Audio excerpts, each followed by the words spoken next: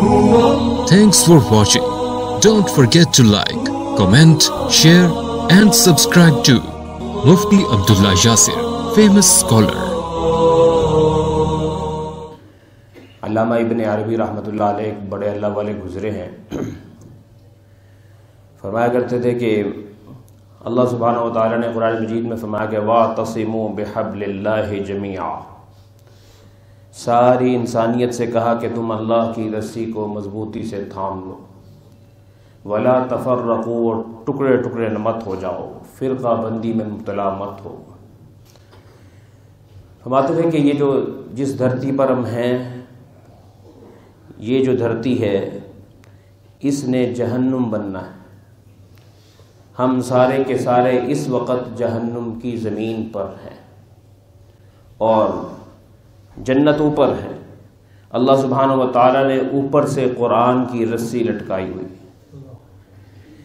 جس کی زندگی میں قرآن سے جنون ہوگا، قرآن سے پیار ہوگا، قرآن کی تلاوت سے جنون، قرآن مجید کے پیغام سے محبت، قرآن مجید کے ساتھ ہر وقت کوئی نہ کوئی تعلق، چل رہے ہیں تو قرآن، بول رہے ہیں تو قرآن، سن رہے ہیں تو قرآن، سوچ رہے ہیں تو قرآن. ایسے بندے گویا کہ یہ مطلب ہے کہ انہوں نے رسی کو پکڑ لی. جنہوں نے رسی کو پکڑ لیا، فرمایا کہ محشر کے میدان میں اللہ تعالیٰ اس رسی کو اوپر اٹھا لے. جو اس رسی سے جڑا ہوا ہوگا وہ سارے اوپر اٹھا لیے جائیں گے.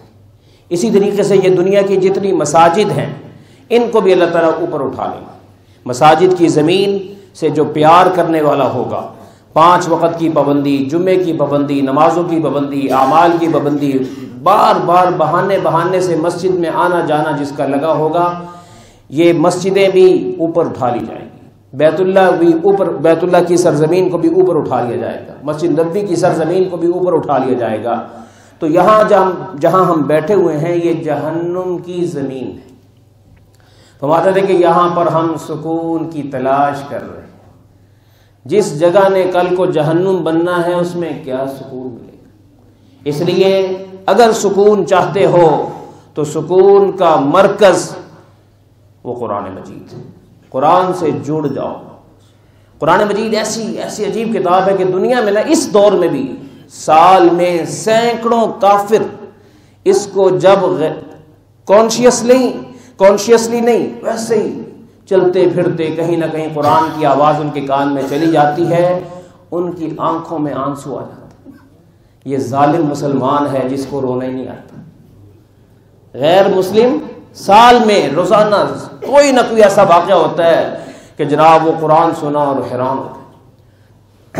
روس کا صدر دہریہ، جس روس میں 2 کروڑ مسلمانوں کو قتل کیا گیا، وہاں پہ جن کو حکومت ملی وہ دہریہ، وہ جب قاری عبد الباسط سے قرآن سنتا ہے اس کی آنکھیں بھی پانی سے لبریز ہو جاتی. سوچیں میں نے کبھی قرآن نے مجھے بھی، میرے بھی کسی رنگ کو چھیڑا؟ کیا زندگی ہے دوستو. ہر وقت گاجر کا حلوہ، دال کا حلوہ کھایا جا رہا ہے، بادام کھائے جا رہے، پستے کھائے جا رہے ہیں. قرآن بھی کھاؤ یار، قرآن کی لذت بھی لو، قرآن کا ذائقہ بھی چکھو. یہ ذائقے فانی ہیں، دائمی ذائقہ قرآن کا ہے. جسے قرآن کا لطف نہیں آیا خدا کی قسم اسے پتہ ہی نہیں مزہ ہوتا کیا، لذت ہی پتہ نہیں اسے کیا ہے. فجر ہے قرآن کے بغیر، ظہر ہے قرآن کے بغیر، عصر ہے قرآن کے بغیر. مغرب میں قرآن جہری پڑھایا جاتا ہے. امام نے کیا پڑھا؟ میری بلا سے مجھے کیا لگے قرآن، امام نے کیا پڑھا. جو قرآن کو سمجھنے والے ہوتے ہیں نا، وہ 3 آیتیں جو امام مغرب میں پڑھتا ہے ان کا صبح سے لے کر شام تک کا جو ایمان کا لیول گرا ہوتا ہے وہ 3 آیتوں میں قرآن کا لیول برابر کر دیتا ہے. پھر مغرب میں، پھر عشاء میں قرآن سنایا جاتا ہے کہ چلو اب سنو. پتہ ہی نہیں، آج تک مجھے یاد نہیں کہ کسی نمازی نے نماز کے بعد آ کے امام صاحب سے کہا ہو حضرت آپ نے مغرب میں جو آیات پڑھی تھیں تھوڑا سا خلاصہ سنا دیں. ایک لفظ ضرورت ہی نہیں کسی میں. کیوں؟ ہمیں پیسے ضرب در ضرب در ضرب در ضرب، یہ زندگی ہماری، پیسہ ہی زندگی، پیسہ ہی انجوائے کرنا، پیسے کو ہی مقصد حیات بنا لیا، ایسے انسان کو سکون کہاں سے مل سکتا ہے؟ تو دوستو مجھے اور آپ کو پلٹ کر آنا ہے۔ ہمارے لیے سب کچھ 4,500 بڑے بڑے معجزات ہیں میرے محمد عربی صلی اللہ علیہ وسلم کے، ان میں سب سے بڑا معجزہ اعظم وہ قرآن مجید ہے۔ یار کہتے ہیں حضور سے پیار ہے جی، تو پیغمبر سے پیار ہو کیسے ممکن ہے؟ وہ کیسا پیار ہے جو قرآن سے پیار نہیں کرنے دیتا؟ کتنی دفعہ میں نے سال میں قرآن مجید مکمل کیا، جائزہ لے، رمضان گزر گیا، وہ 8-10 مہینے گزر، کتنا قرآن پڑھا، سمجھ کے کتنا پڑھا، ترجمے کے ساتھ کتنا پڑھا، اور کسی کے پاس کتنا چل کے گئے کہ چلو مجھے سمجھا دو، اور جہاں سمجھایا جاتا ہے وہاں 10 بندے بیٹھے ہوتے، 5 بندے بیٹھے ہوتے، وہ کہتا ٹھیک ہے میں نہیں چاہیے۔ قرآن مجید سب سے بڑی کتاب بھی ہے اور سب سے مظلوم کتاب بھی، بڑا ظلم امت نے اس کے ساتھ کیا ہے۔ علامہ اقبال کہا کرتے تھے کہ امت نے اس کو مردے بخشوانے کے لیے رکھا ہے، اس میں کوئی شک نہیں کہ وہ بھی ہوتا ہے، لیکن کاش کہ ہم زندگی اس سے سیکھتے، ہم نے موت سیکھی ہے، ہم نے اسے موت سیکھی ہے، کاش ہم زندگی سیکھتے۔ یہ جینا سکھاتی ہے، بلاوا آ جائے کب جانا پڑ جائے، جانے کے لیے بیمار ہونا شرط نہیں ہوتا۔ جو لوگ کم بیمار ہوتے ہیں وہ ایسے ہی چلتے چلتے چلے جاتے ہیں، جو بیمار رہتے ہیں وہ شاید کچھ وقت نکال جاتے ہیں۔ اس لیے جن کو بیماری کم آتی نا، کسی مان میں نہ رہیں، کسی اکڑ میں نہ رہیں اور کسی بھول میں نہ رہیں، یہاں جانا ہی جانا ہے، سب نے جانا ہے۔ اس لیے تو ابی بن کعب ہر وقت قرآن قرآن، اور پھر دعاؤں میں بھی یا اللہ حضور کی، چونکہ نبی علیہ السلام کی محفل میں قرآن جو اترا ہوتا تھا وہ سنایا جاتا تھا، انتظار کیا کرتے تھے، مسجد میں بار بار چکر لگاتے تھے کہ آج محفل تو نہیں لگی ہوئی، اس وقت کوئی محفل تو نہیں لگی ہوئی، اور متلاشی رہتے تھے کہ کوئی مجھے قرآن سنائے۔ اللہ کو پسند آ گیا، اللہ تعالیٰ کو پسند آ گیا، وہی اتاری نبی علیہ الصلوۃ والسلام پر، میرے محبوب آپ سے ہم کہتے ہیں کہ آپ ابئی کے ساتھ خاص محفل لگائیں، اس میں آپ سنائیں اور ابئی قرآن سنیں۔ اللہ تعالیٰ نے قدر کی، اور چنانچہ نبی علیہ السلام فرمایا کہ ان اللہ امرنی ان اقرأ علیک القرآن یا ابئی، اللہ تعالیٰ نے مجھے حکم دیا کہ اے ابئی میں آپ کو قرآن سناؤں۔ یار کیا محبت ہوگی کہ اللہ سفارش کر، کہاں ہیں ہم؟ ہمارے گرنے کی وجہ کہ ہمارے دل میں قرآن نہیں ہے، عظمت ہی نہیں۔ جو حافظ ہے نا انہیں قرآن پڑھنا نصیب نہیں، ان کو صرف حافظ کلات لکھنا نصیب۔ حافظ کلات کیا بات، حافظ جوس کیا بات ہے، حافظ جو ہے فلاں، یہ کیا اس لیے رہ گئی؟ حافظ بریانی بننے کے لیے رہ گئی ساری؟ قرآن اس لیے نہیں تھا، قرآن مجید ہمارا اوڑھنا بچھونا ہونا چاہیے تھا۔ تو دوستو قرآن سے ہمیں جڑنا ہے۔ ابی بن کعب رضی اللہ تعالیٰ عنہ کو نبی علیہ السلام نے جو طلب کیا، فرمایا کہ اللہ تعالیٰ نے حکم دیا ہے کہ میں آپ کو قرآن سناؤں۔ کہنے لگے یا رسول اللہ اسمانی ربی، آپ مجھے جو خاص آپ نے بلایا تو سارے مسلمان اور بھی ہیں، تو کیا رب تعالیٰ نے مسلمانوں کو سنانے کا حکم دیا ہے یا ابئی کا نام لیا ہے؟ تو آپ علیہ السلام فرمایا کہ ابئی عرش والے نے تیرا نام لیا۔ کیا درجہ ہے، قرآن بندے کو کتنا بلندیوں پہ لے جاتا ہے۔ خدا کے لیے دوستو میں اور آپ بھی اگر فضل کلام اللہ علی سائر الکلام کفضل اللہ علی خلقی، جیسے اللہ کا رتبہ مخلوق پر ہے ایسے ہی اللہ کے کلام کا رتبہ مخلوق کے کلاموں پر ہے۔ اشعار سنتے ہیں، خبریں سنتے ہیں، نیوز سنتے ہیں، کیا کیا ڈبیٹیں سنتے ہیں، اور بھائی اللہ کے کلام کو بھی سنو۔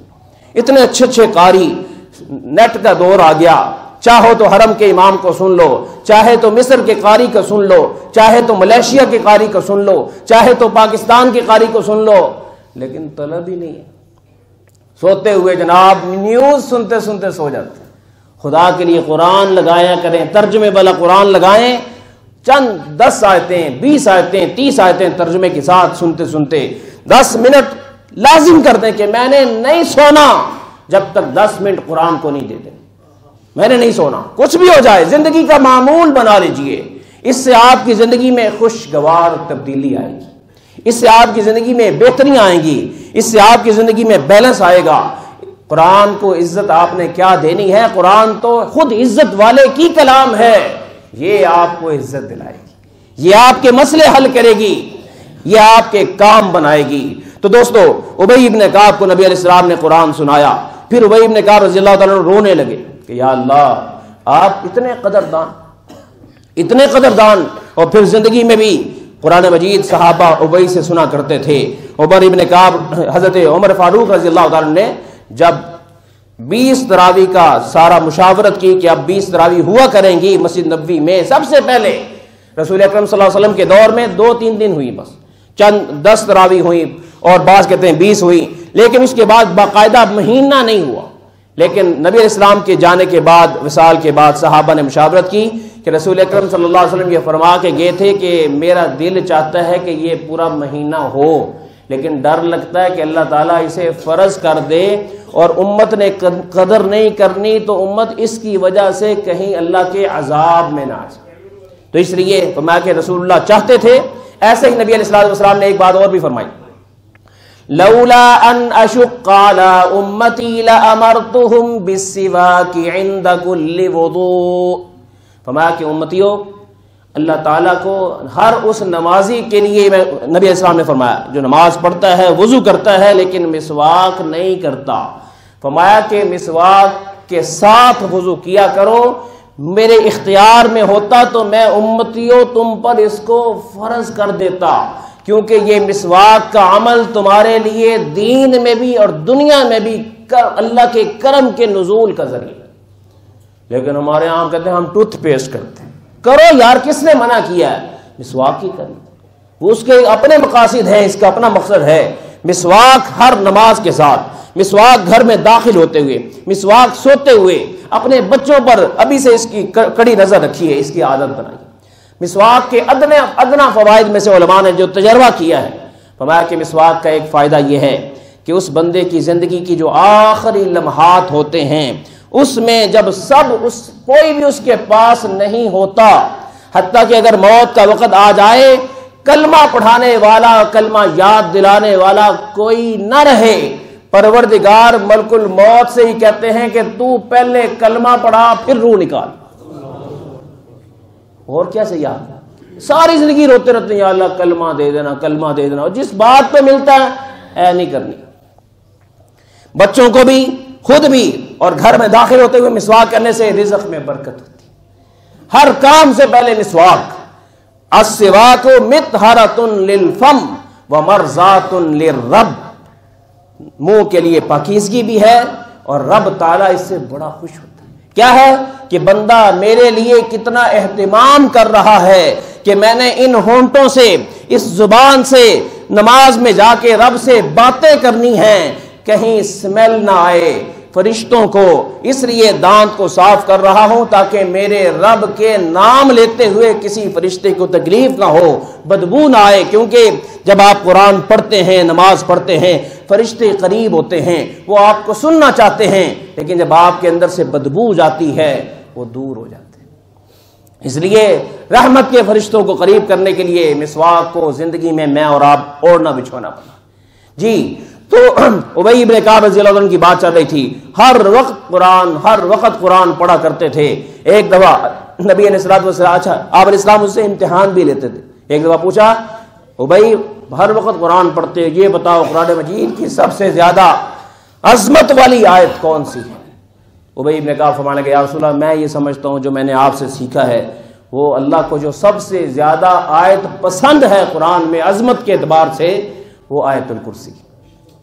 ہر نماز کے بعد اس کو بھی پڑھ لیا کریں، جنت اور آپ کے درمیان فاصلہ سمٹ جاتا ہے، اس لیے ہر نماز کے بعد آیت الکرسی پڑھ لیجئے، اور برکت ہی برکت ہے، اللہ کی عظمت اس کے اندر کوٹ کوٹ کے بھری ہوئی ہے، اور ہر لفظ میں اللہ کی عظمت، ہر جملے میں اللہ کی عظمت، 17 دفعہ اس میں اللہ تعالیٰ کا نام آتا ہے۔ اس لیے آیت الکرسی کو بھی زندگی میں حرز جان، ورد جان بنائیے، ورد زبان بنائیے، تاکہ اس کی برکات بھی ہمیں نصیب ہوں۔ تو آیت الکرسی، فرمایا آپ کو مبارک ہو، آپ پاس ہو گئے۔ نبی علیہ السلام نے فرمایا کہ آپ امتحان میں پاس ہو، آپ کا علم آپ کو مبارک ہو۔ تو گویا اس سے امتحان لینا ثابت ہوتا ہے کہ امتحان لینا ثابت ہے کہ جب طالب علم پڑھ رہے ہو ان سے کبھی کبھی کوئی نہ کوئی بات پوچھ لی جائے۔ ایک موقع پر رسول اکرم صلی اللہ علیہ وسلم نے آواز دی، مسجد میں یہ اکثر نماز کے لیے آتے رہتے تھے اور سائیڈ میں کھڑے ہو کے نماز پڑھ رہے ہوتے تھے، نماز پڑھ رہے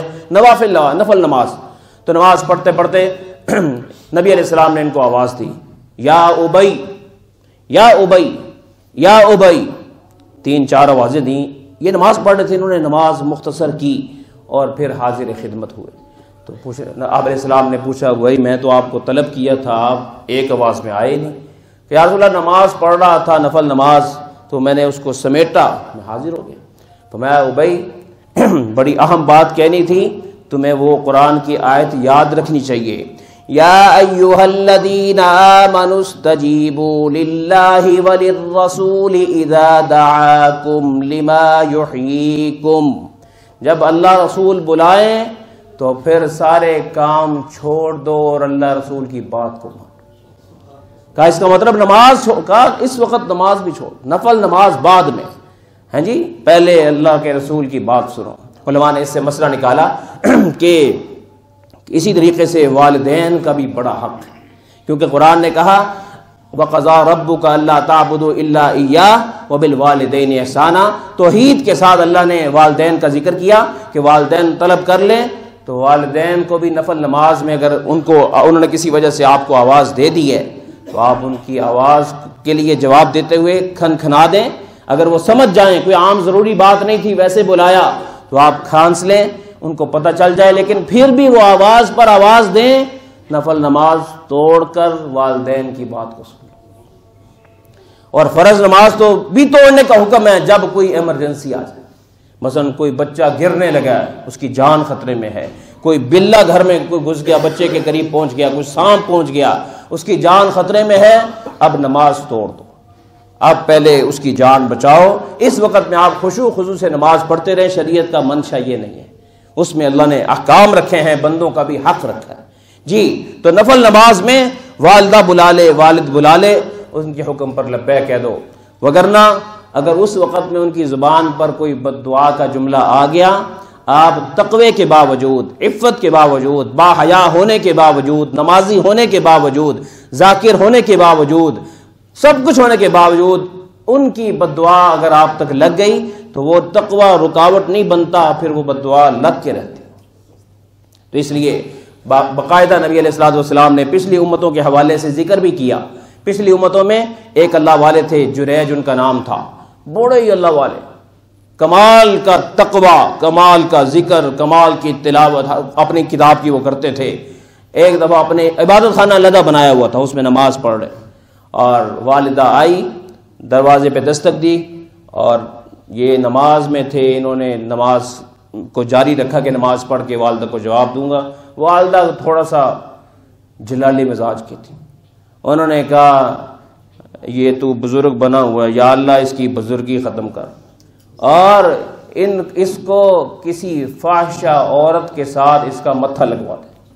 بس منہ سے غصے میں بات نکل گئی۔ اللہ کی شان، کچھ ہی دنوں کے بعد وہ ایک فاحشہ عورت نے الزام لگا دیا کہ اس نے بچہ اٹھایا ہوا، کہنے لگا کہ یہ جو بزرگ بنا ہوا نا یہ بچہ اسی کا۔ وہ لوگوں کے مزاج میں تحقیق نہیں ہوتی، ذرا سی امام صاحب کے بارے میں کوئی بات سن لینا، اچھا سانو پتہ ہی نہیں سی، یوں شروع ہو جائے۔ قرآن نبی علیہ الصلوۃ والسلام نے، اور قرآن نے بھی کہا یا ایھا الذین آمنوا ان جاءکم فاسق بنبأ فتبینوا ان تصیبوا قوما بجہالۃ فتصبحوا علی ما فعلتم نادمین۔ اے ایمان والو، جب بھی کوئی خبر آئے نا تحقیق کیا کرو، بغیر تحقیق کے اس پر عمل نہ کیا کرو۔ یہ اور کفا بالمرء کذبا ان یحدث بکل ما سمع، فرمایا میرا وہ امتی جھوٹا ہے جو ہر سنی سنائی کو اب آگے کر دیتا ہے، اپڈیٹ کر دیتا ہے اور آگے بھیج دیتا ہے، جناب اپلوڈ کر دیتا ہے، آج کی زبان میں کہتے ہیں جی ہاں آگے میسج کر دیا، تحقیق ہی نہیں کی کہ یہ ثابت بھی ہے کہ نہیں۔ پہلے پوچھو کسی عالم سے کہ یہ ثابت ہے، اس کو آگے سینڈ کر سکتے ہیں، تب کیجئے۔ اس کے بغیر جتنا مرضی مزیدار لگے میسج، آگے میسج نہ کیجیے جی۔ تو منع کیا گیا، لیکن اب کیا تھا، لوگوں نے جناب ان کی عبادت خانے کو ٹکڑے ٹکڑے کر کے رکھ دیا۔ اب بڑا بزرگ بندہ پھرنا ہے، ہم نہیں مانتے تیری بزرگی کو۔ وہ خالص اللہ والا تھا، وہ رو پڑا، سجدے میں گرا، کہنے لگا یا اللہ ٹھیک ہے جو ہونا تھا ہو گیا، میں تجھ سے راضی ہوں، لیکن اب میرے وہ جو بددعا لگنی تھی لگ گئی، اب بری بھی تو کر دے، میں گناہ گار تو نہیں ہوں، اب ان لوگوں نے تو مجھے جینے نہیں دینا۔ چنانچہ اللہ تعالیٰ نے مدد بھی پھر کی۔ مدد کیا کی، وہ جو بچہ اٹھایا ہوا تھا سجدے سے یہ اٹھے اور کہنے لگے وہ بیٹے سے، بچے سے، او بچے تو بتا تو کس کا بیٹا؟ چھوٹا سا بچہ تھا، ماں کی گود میں ابھی چند دن کا تھا۔ تو وہ بچہ وہاں بولا کہ یہ جریج اللہ کا نیک بندہ اور سچا ہے، میرا والد کوئی اور ہے۔ بس اللہ نے ان کو بری کر دیا، اور پھر انہوں نے کہا جی ہم آپ کو سونا چاندی کا موتی لگا کے اعلیٰ مکان بنا کے دیتے ہیں۔ کہنے لگا نہیں، میری مٹی کی کٹیا دوبارہ بناؤ، میں تو اللہ اللہ کرنا چاہتا ہوں۔ خیر، جو بات میں بتانا چاہتا تھا کہ ماں باپ کی بد دعا سے بچے، کچھ بھی ہو جائے کسی بھی حال میں۔ اور ماں باپ، آپ بھی ماں باپ ہیں، بڑے خوش ہوں گے چلو بچیاں دا بیڑا غرق کرا گیا ہوں بددعا نہ کی، کیونکہ آج کے ماں باپ بھی 30 مار خان ہر وقت گرم رہتے ہیں۔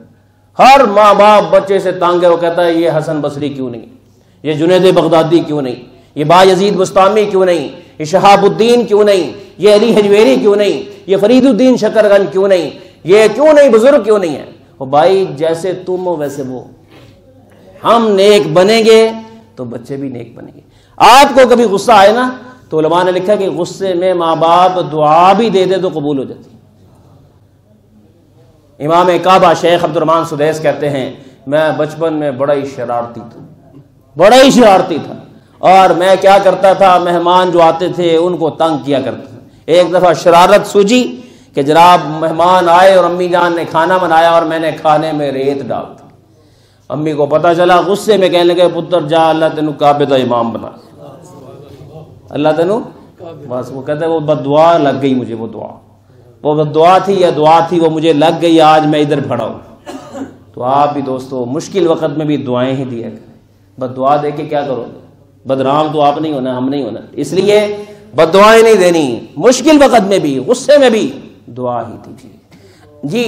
تو بتا رہا تھا نبی علیہ الصلوۃ والسلام نے طلب کیا، ابی ابن کعب حاضر ہو، یا رسول اللہ کون سی ایسی بات تھی جس کے لیے آپ نے فرمایا، آپ نے طلب کیا، فرمایا کہ میں تمہیں اصل میں بتانا چاہتا تھا کہ یہ جو اللہ نے تمہیں سورہ فاتحہ دی ہے اس کی قدر کرو، اس لیے تمہیں بلایا۔ آج ہم بھی سورہ فاتحہ پڑھ کے قدر نہیں دل میں، فرمایا کہ یہ اللہ نے مجھے ایسی عظیم الشان سورت دی ہے کہ یہ اس سورت کا مقابلہ پوری تورات سے نہیں ہے۔ انجیل، زبور، آسمانی صحیفوں میں اتنی عظمت والی، رفعت والی، شان والی سورت اللہ نے کسی کو نہیں دی جو محمد کو دی صلی اللہ علیہ وسلم، اس کی اور اس محمد کی برکت سے امت کو مل گئی۔ میں قدر کرو اس کی۔ تو اس لیے دوستو صحابہ تو ایسی قدر جانتے تھے کہ جب بھی مشکل پیش آتی تھی کثرت سے سورہ فاتحہ پڑھتے۔ سورہ، آپ کو کوئی مسئلہ ڈبل مائنڈ ہو جائے، سمجھ نہ آ رہا ہو، 40 دفعہ سورہ فاتحہ پڑھیں، کوئی مشکل حل نہ ہو رہی ہو، کوئی مسئلہ ہو۔ ایک صحابی کہتے ہیں بچھو نے کاٹا، زہر بکھر گیا پورے جسم میں ایک شخص کے، اور تو میں نے اس پر سورہ فاتحہ کا دم مسلسل کرتا رہا اور اس کو جو ہے دم کرتا رہا، اور تھوڑا سا لعاب بھی پھینکتا رہا۔ بچھو کا جو زہر تھا سمٹتے سمٹتے سمٹتے ختم ہو گیا، اور وہ بندہ نڈھال جو پڑا ہوا تھا ایک دم سے کھڑا ہو گیا۔ اسی طریقے سے ایک اور شخص برا حال، پاگل ہو گیا تھا اور گالیاں دیتا تھا اپنی امی کو بھی، باپ کو بھی، بھائی کو بھی، ہر ایک کو۔ اس پر میں نے 3 دن تک میں سورہ فاتحہ ہی پڑھتا رہا، سورہ فاتحہ پڑھتا رہا اور لعاب پھینکتا رہا۔ 3 دن کے بعد اس کا پاگل پن ختم ہو گیا۔ کسی مسئلے میں آپ کو کوئی مسئلے کا حل نہ ہو رہا ہو، فجر کی اذان اور نماز کے درمیان سورہ فاتحہ پڑھتے رہیں، پابندی سے 40 دن پڑھیں، اللہ اس مسئلے کو حل کر دے جی۔ یہ کس کو نہیں یاد؟ ہم لوگ پتہ نہیں وظیفے ڈھونڈتے رہتے ہیں، یہ بھائی یہ مسنون وظائف ہیں، ان وظائف پہ آئیے۔ اللہ تعالیٰ مجھے اور آپ کو اس کی قدردانی کی توفیق عطا فرمائے۔ وآخر دعوانا الحمدللہ رب العالمین۔